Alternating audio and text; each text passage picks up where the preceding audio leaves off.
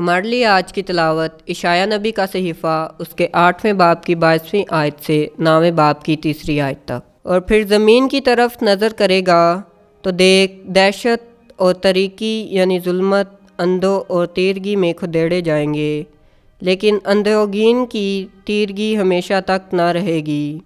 पहले वक्त में उसने ज़बलून की सरज़मीन और नफ्ताली की सरज़मीन को ज़िल्लत दी, पर आखिरी अयाम में वो उर्दन से पार समुंदर की राह यानी गैर कौमों के जलील को बुजुर्गी देगा।